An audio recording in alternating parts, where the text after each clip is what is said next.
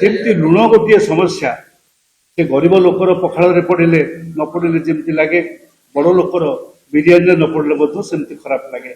ଠିକ୍ ସେମିତି ଭାବରେ ବିଦ୍ୟୁତ ଶକ୍ତି ଇଲେକ୍ଟ୍ରିକ ହେଉଛି ଏପରି ଏକ ସମସ୍ୟା ଯେ ସବୁ ଲୋକ, ଗରିବ ଲୋକ, ଧନୀ ଲୋକ, ସବୁ ଲୋକ, ପ୍ରତ୍ୟେକ ଲୋକଙ୍କ ପାଇଁକି ଏ ସମସ୍ୟା ବଡ଼ ଜଣାପଡ଼େ। ଏବଂ ଆପଣମାନେ ସମସ୍ତେ ଜାଣିଛନ୍ତି ଏ ସମ୍ପର୍କରେ ଓଡ଼ିଶାରେ ଅନେକ ଦିନ ଆନ୍ଦୋଳନ ଚାଲିଛି, ବିଦ୍ୟୁତ ଆନ୍ଦୋଳନ ଚାଲିଛି। ତା ସତ୍ତ୍ୱେ ପ୍ରତିବର୍ଷ ଗରମ ବଢ଼ୁଛି, ତାତି ବଢ଼ୁଛି ଏବଂ ତା ସାଙ୍ଗରେ ବିଦ୍ୟୁତ ସମସ୍ୟା ବଢ଼ୁଛି।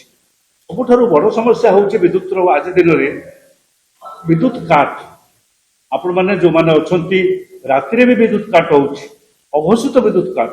ରାତି 3ଟା ବେଳେ, 2ଟା ବେଳେ, 2:30 ବେଳେ ବିଦ୍ୟୁତ କାଟ ହେଉଛି। ଏବଂ ଦିନବେଳା এই ପାଖରେ ମୁଁ କାଲି ଯାଇଥିଲି ବାଲିଅନ୍ତା ବାଲିପାଟଣା, ବାଲିପାଟଣା ଠାରୁ ପାଖରେ ଆଉ ଆର ପାଖକୁ ଅଡ଼ଶପୁର ବି ଯାଇଥିଲି। ଏ ସବୁ ଜାଗାରେ ମୁଁ ବସିଛି, ମୋ ସାଙ୍ଗେ ଜଣେ ରିଟାୟାର୍ଡ ଚିଫ୍ ଇଞ୍ଜିନିୟର ଯାଇଥିଲେ, line cut 15 minute 17 minute line cut. କାହିଁକି ଏ ଲାଇନ୍ କଟୁଛି? ଆମର ଦେଶରେ, ଆମ ରାଜ୍ୟରେ ଆପଣମାନେ ସମସ୍ତେ ଶୁଣୁଛନ୍ତି, ସବୁବେଳେ ଶୁଣି ଆସୁଛନ୍ତି, ସରପ୍ଲସ୍ ଅଛି। ଅବଶ୍ୟ ଏହା କଥା, এই সময়টা ପିକ୍ ପିରିୟଡ଼, ଏ ସମୟରେ ଅଧିକ ବିଦ୍ୟୁତ ଦରକାର ପଡ଼ିଥାଏ, ଅଧିକ ବିଦ୍ୟୁତ ଆସିବାର ଆବଶ୍ୟକତା ରହିଛି।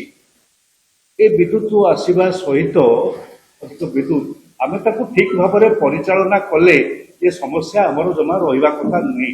କିନ୍ତୁ ଗୋଟିଏ ବଡ଼ କଥା ହେଉଛି, ଯେମିତି ସାଧାରଣ ଲୋକ ବିଦ୍ୟୁତ ଚୋରି କରନ୍ତି, ବିଦ୍ୟୁତ ଥେଫ୍ଟ ବୋଲିକିରି କୁହାଯାଏ, ଏବଂ ତାଙ୍କ ବିରୁଦ୍ଧରେ ଆଇନ ଅଛି।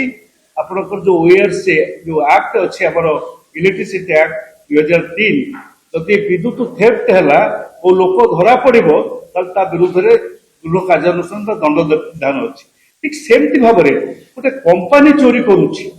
ମୁଁ ଆଜିର ମୋର ବଡ଼ ଅଭିଯୋଗ ଆପଣଙ୍କ ପାଖରେ, ଗୋଟେ ଟାଟା କମ୍ପାନୀ ସରକାରଙ୍କର ଜ୍ଞାତସାରରେ, OERCର ଜ୍ଞାତସାରରେ ବିଦ୍ୟୁତ ଶକ୍ତି ଚୋରି କରୁଛି। ଏହା କିପରି ଆପଣମାନଙ୍କୁ କହି ରଖୁଛି ଯେ ଆମେ ହିସାବ କରିକି ଦେଖିଥିଲୁ, ଆମେ ବିଭିନ୍ନ ଜାଗାକୁ ସବୁ ଦେଇଛୁ। ଏପ୍ରିଲ ମାସରେ ଗତ ମାସ ଆପଣଙ୍କର ଖରା ଯେତେବେଳେ ଜମିଲା, ମାସକୁ 24 ଘଣ୍ଟାରୁ 25 ଘଣ୍ଟା ଲାଇନ୍ କଟିଛି।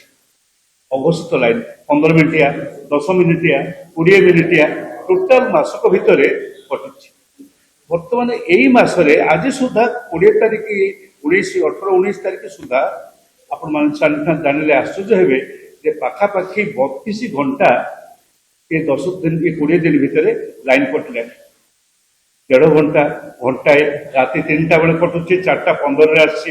ମୁଁ ତାକୁ ରେକର୍ଡ କରିଛି, ମୁଁ ନିଜେ ଆମ ଅଞ୍ଚଳରେ, ଏ ଅଞ୍ଚଳର ମଧୁପାଟଣାରେ କଟିଥିଲା। 3:45ରେ 3:45ରେ କଟିଲା, 4:15ରେ 2:45ରେ କଟିଲା, 4:15ରେ ଆସିଲା। ଏଇସବୁ ବ୍ୟବସ୍ଥା, ଏ କାହିଁକି ଲାଇନ୍ କଟୁଛି, ଏ ଚୋରି କାହିଁକି ସେ କରୁଛି, ଏ ଚୋରି କରିବାର କାରଣ କ'ଣ? ବିଦ୍ୟୁତ ତ ସଫିସିଏଣ୍ଟ ଅଛି, ତାର କାରଣ ହେଉଛି ଆପଣମାନେ ସମସ୍ତେ ଜାଣିଥାନ୍ତୁ, OERC ପାଖରେ ଗୋଟେ ଏଗ୍ରିମେଣ୍ଟ କରାଯାଏ। ଆପଣ ପ୍ରତିବର୍ଷ ଯାଆନ୍ତି OERC ପାଖକୁ, ରିପୋର୍ଟ ନିଅନ୍ତି ଏବଂ ସେ କେତେ କନଜ୍ୟୁମ କରିବ, କେଉଁ ମାସରେ କେତେ ନେବ କମ୍ପାନୀ, ଡିଷ୍ଟ୍ରିବ୍ୟୁସନ କମ୍ପାନୀ, ସେଥିପାଇଁକି ତାଙ୍କ ସାଙ୍ଗେ ଗୋଟେ ଏଗ୍ରିମେଣ୍ଟ ହେଇଥାଏ। ସେ ଏଗ୍ରିମେଣ୍ଟ ଅନୁସାରେ ଧରି ନିଆଯାଉ ଏଇ ମାସରେ ତାକୁ 1,500 ମେଗାୱାଟ ନେବାର ଅଛି କି 1200 ମେଗାୱାଟ ନେବାର ଅଛି। 1200 ମେଗାୱାଟ ଜାଗାରେ ସେ ଦେଖୁଛି ଯେ ପିକ୍ ପିରିୟଡ଼ ଆସିଲାଣି, ଲୋଡ୍ ବଢ଼ି ଯାଉଛି, 1400 ବା 1500 ମେଗାୱାଟ ହେଇଯାଇପାରେ। ସେଥିପାଇଁ କ'ଣ କରୁଛି, 300-400 ମେଗାୱାଟ କେମିତି କଟିବ, ମାଲକାନଗିରିରେ କାଟିଦେଲାଣି, ଏଠି ବାଲିପାଟଣାରେ କାଟିଦେଲାଣି, ସେପଟେ ଯାଇକରି ବରଗଡ଼ରେ କାଟିଦେଲାଣି, ପଠାଇଲାଣି, ତାଙ୍କର ସବୁ ରହିଛି, ସିଷ୍ଟମ ରହିଛି। ସବୁଠି ଲାଇନ୍ କାଟିଦେଲା ପରେ ଯେଉଁ ସେଭିଂ ହବ, ସେଭିଂରେ ସେ ପଇସା ଲାଭ କରିବ। ସେଥିରେ ଖର୍ଚ୍ଚ ହେଉନି, ବିଦ୍ୟୁତ ଖର୍ଚ୍ଚ ହେଲାନି, ଏ ଲାଭ ହବ। এইଥିପାଇଁ ବିଦ୍ୟୁତ କାଟ ହେଉଛି।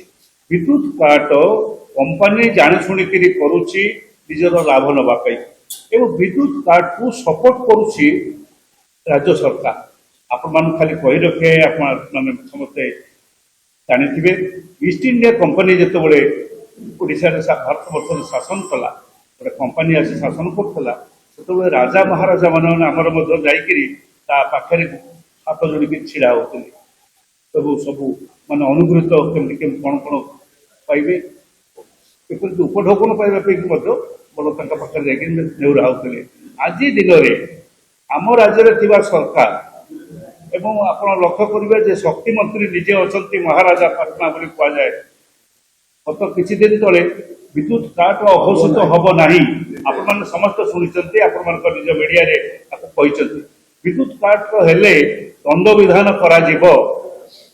ବିଦ୍ୟୁତ କାଟ ହଉଛି ନା ନାହିଁ ଆପଣମାନେ କୁହନ୍ତୁ। ବିଦ୍ୟୁତ କାଟ ହଉଛି, ଦଣ୍ଡ ବିଧାନ ଛାଡ଼ିବା ଦୂରେ ଥାଉ, ସାବଧାନ ବି ରହୁନାହାନ୍ତି ସେ କମ୍ପାନୀ, ଟିକେ ତା ଭିତରେ ଡର ଭୟ ବି ନାହିଁ।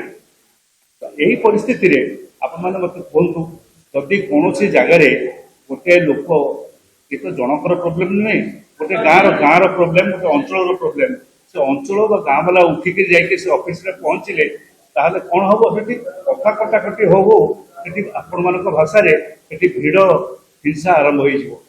ଭିଡ଼ ହିଂସା ଆରମ୍ଭ ହେଲେ ପୁଣି ଦୋଷୀ ହେଇଗଲା ସେ ଲୋକ, ଯୋଉ ଲୋକ ଦୁଃଖରେ ପଡ଼ିକି ଯାଇଛି, ହଇରାଣରେ ହେଇକି ଯାଇଛି, ନିର୍ଯାତିତ ହେଇକି ଯାଇଛି, ସେ ଲୋକ ଅସୁବିଧାରେ ପଡ଼ିଲା।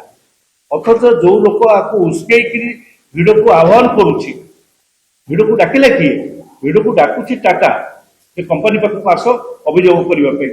ଭିଡ଼କୁ ଡାକିଲା ଏବଂ ସେ ଭିଡ଼ ପାଖରେ ଯଦି ଲୋକେ ପହଞ୍ଚିଲେ ତାହେଲେ ସେଇ ସମୟରେ ଆପଣମାନଙ୍କର ସମସ୍ତଙ୍କର ଦୃଷ୍ଟି ପଡୁଛି ଲୋକଙ୍କ ଉପରେ। କି ଲୋକେ କଣ କଲେ, ଲୋକେ କଣ ଖରାପ କରୁଛନ୍ତି, ଲୋକେ ତାଙ୍କୁ ବାଡ଼େଇଲେ, ଲୋକେ କାହାକୁ ପିଟିଲେ, କୋଉଠି କଣ ଭାଙ୍ଗିଲେ।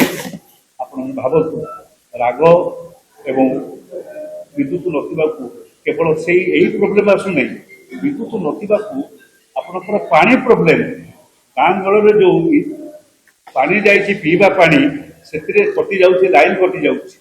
କାରଣ ଲାଇନ କଟିଗଲେ ପାଣି ଉଠିବ ନାହିଁ। ଗାଁ ଗହଳରେ ଯୋଉ ଅଛି ଆପଣଙ୍କର ଯୋଉ ପେଟ୍ରୋଲ ପାଣି ରହିଛି, ବ୍ୟବସ୍ଥା କରାଯାଇଛି, ସେଥିରେ ପ୍ରୋବ୍ଲେମ। ଘରେ ଘରେ ମଧ୍ୟ ବ୍ୟକ୍ତିଗତ ଭାବରେ ଯୋଉ ମୋ ନିଜ ଘରେ ମୁଁ ଲିଫ୍ଟ ପଏଣ୍ଟ ବସେଇଛି, ବୋରୱେଲ ବସେଇଛି, ସେ ଇଲେକ୍ଟ୍ରିକ ନଥିଲେ ପାଣି ଉଠିବାର ନାହିଁ, ଇଏ ପ୍ରୋବ୍ଲେମ ଆସୁଛି। ଚାଷୀ ମାନଙ୍କର ଆଜି ଦିନରେ ପନିପରିବା ଚାଷ କରିଥାନ୍ତି, ଆଜି ଦିନରେ ପାଣି ମିଳେ ନାହିଁ, କେନାଲ ପାଣି ମିଳେ ନାହିଁ, ଲିଫ୍ଟ ପଏଣ୍ଟ ପାଇଁକି ଯାଆନ୍ତି, ସେମାନଙ୍କର ମଧ୍ୟ ପ୍ରୋବ୍ଲେମ।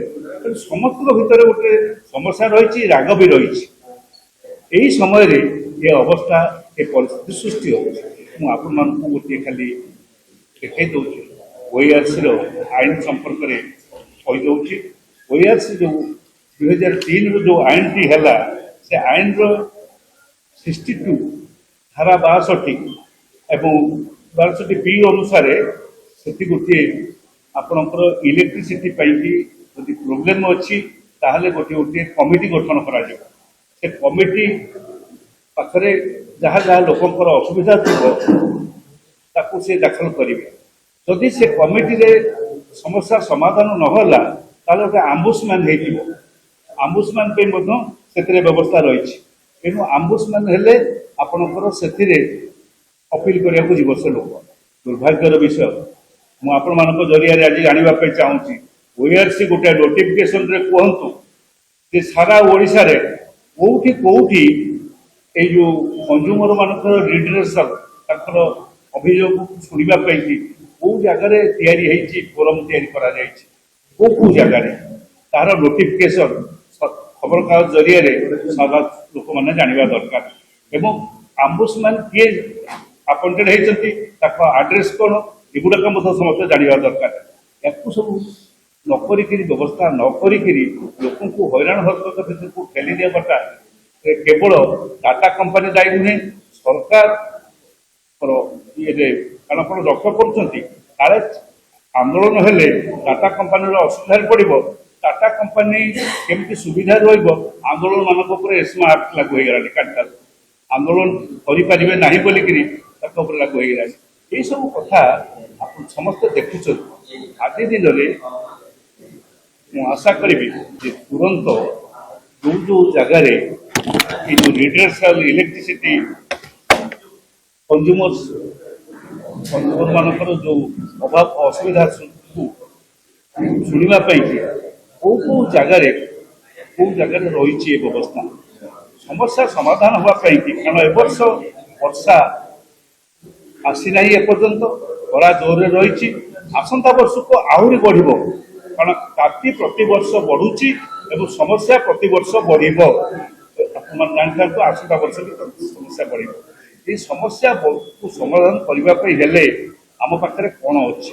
आम गोटे कथा केवल कहीचु बारंबार कही आसी आपणकर एनर्जी ऑडिट आपण जानते एनर्जी ऑडिट कहीं दाबी करमती भाव अकाउंट्स ऑडिट सीएजी द्वारा करमती भाव एनर्जी ऑडिट प्रति प्रति सेक्शन रे प्रति डिविजन रे प्रति सब डिविजन रे गोटे गोटे केते परिमाण इलेक्ट्रिसिटी सप्लाई होउची केते कंज्यूम होउची केते बढ़िला बा केते कमिला तार हिसाब हो गले जना पड़ जे कहीं एटी पर्टिकुलरली ये पॉइंट मानक इलेक्ट्रिसिटी कंजम्पशन कमिला कमिबार अर्थ होउची जे ए चोरी टाटा कंपनी इलेक्ट्रिसिटी चोरी करुच्ची से एटा कमिबो यही कथा पाई आम एनर्जी ऑडिट पे डिमांड कर आज आउ थे दोहराऊ एक आज दिन में दोहराऊँ राज्य में जी मुख्यमंत्री सरकार अच्छा से लोक मान समस्या आग शुणु